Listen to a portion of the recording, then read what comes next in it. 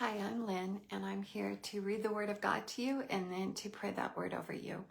You know, as we enter the Christmas season, it's a very joyous time for many, but for some, it's not so joyful. Matter of fact, for some, it's a time of sorrow, a time of grief because of loneliness, because of life circumstances. But you know, God loves you, Jesus loves you, and they want you to find your joy and restore your joy in them. So the passages I'll be sharing today, I'm taking from my latest book, Declaration Prayers and Reflections for Spiritual Growth and Warfare. It's, of course, available on Amazon, and I wrote the title in the description, and you can check that out. But the scriptures for joy that I chose are Psalm 16:11, and it says, "You make known to me the path of life. In your presence there is fullness of joy, and at your right hand are pleasures forevermore." You know, God restores our joy when we spend time with Him, when we are in His presence, and we just allow Him to minister to us and to heal the sorrow and to heal the hurt. And then Romans 14:17 says, "For the kingdom of God is not a matter of eating and drinking," so it's not all about celebration, but of righteousness. And that means who you are in Christ Jesus, as His son, as His daughter, as His child. You are the righteousness of God in Christ, but of righteousness, peace, and joy in the Holy Spirit. And the Holy Spirit is present with you always when you belong to Jesus. And one of the things that He does is He comforts and He restores joy, and He brings you the knowledge of the joy of the Lord, that He's with you and that He'll not leave you or forsake you. And the other scriptures, Romans 15:13, and it says, "Our hope comes from God. May He fill you with joy and peace because of your trust in Him." You know, that's very key, isn't it? To trust in Jesus, to trust in His presence, to trust in His help. It says, "May your hope grow stronger by the power of the Holy Spirit." And that kind of goes with that other verse that I just shared. The reflection on this, it says, joy comes from having a deep personal relationship with Father God and Jesus, knowing them, spending time with them, and experiencing their blessings. Joy is not the same as being happy.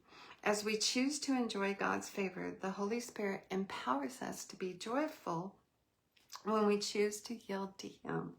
The Holy Spirit reveals God's grace to us and fills us with joy when we come into the Father's presence and trust His promises.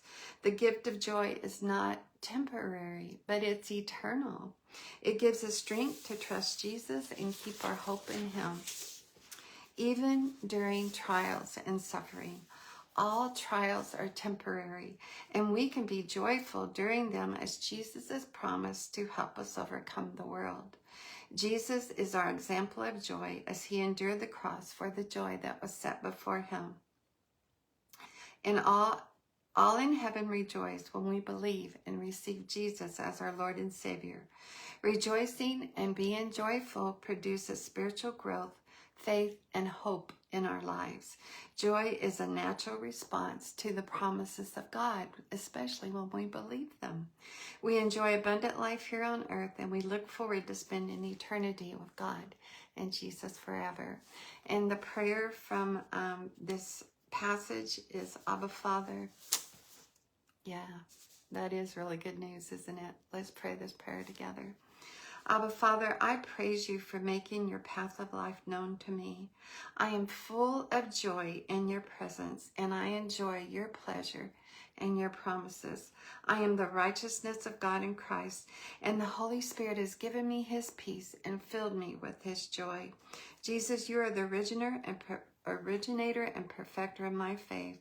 My trials and my sorrows are temporary, and I rejoice and have peace because Jesus helps me overcome the world. Thank You, Jesus, for being my example of rejoicing during difficult trials.